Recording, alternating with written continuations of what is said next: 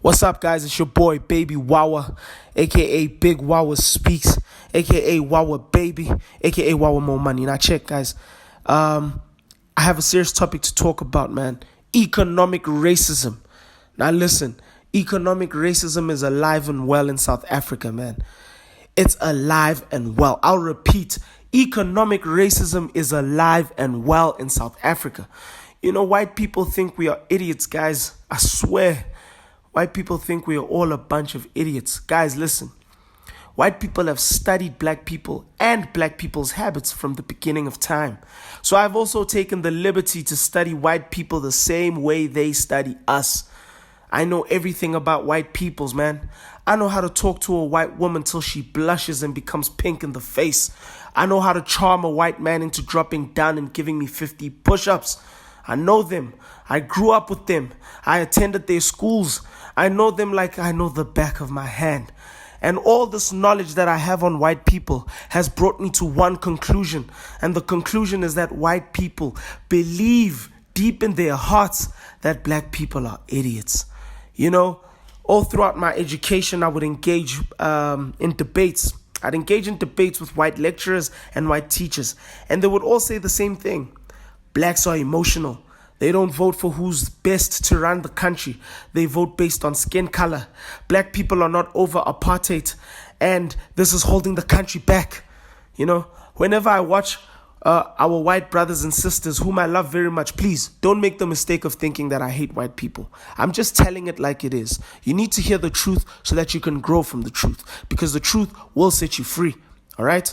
When I watch the news, I hear white people complain about how the ANC puts people in positions of power based on their affiliations with the ANC and not based on their qualifications or their skills.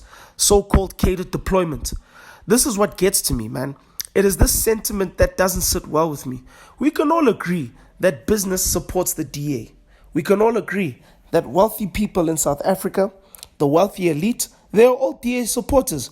We've heard billionaires like Rob Hersoff publicly proclaim that they support DA. We have heard Julius Malema say that the people who fund his party, the wealthy people who fund his party, are all DA supporters.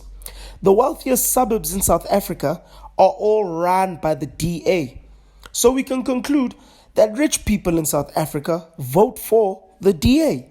Now, if this is true, then these people are a walking contradiction, man. This brings me to my point about my favorite podcaster, Mac G of Podcast and Chill.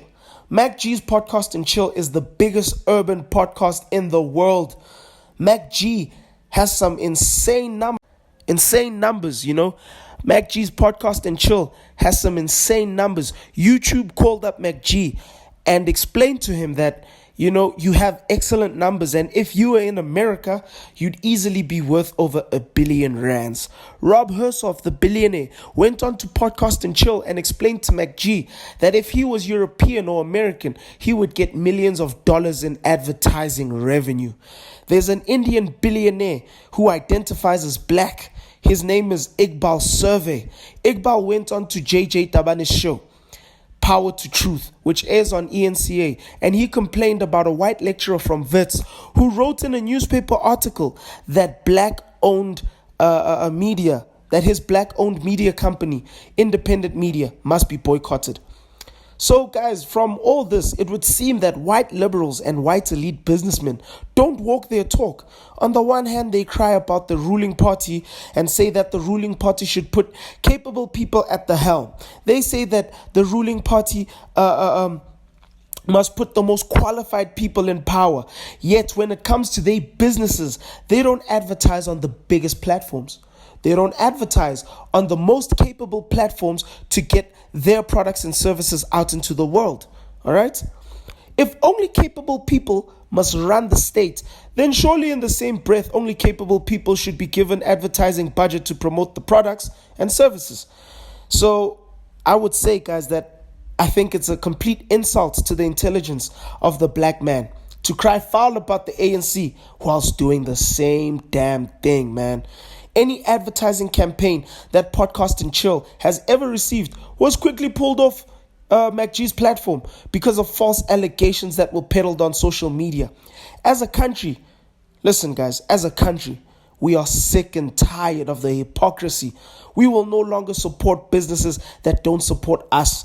We will no longer patronize businesses that point a middle finger at us. Listen, to all MacG's haters, MacG's here to stay.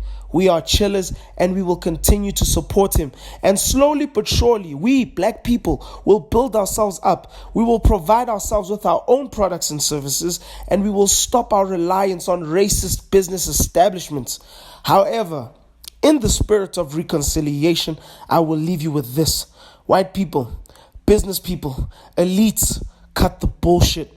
If we are not at war with each other, if we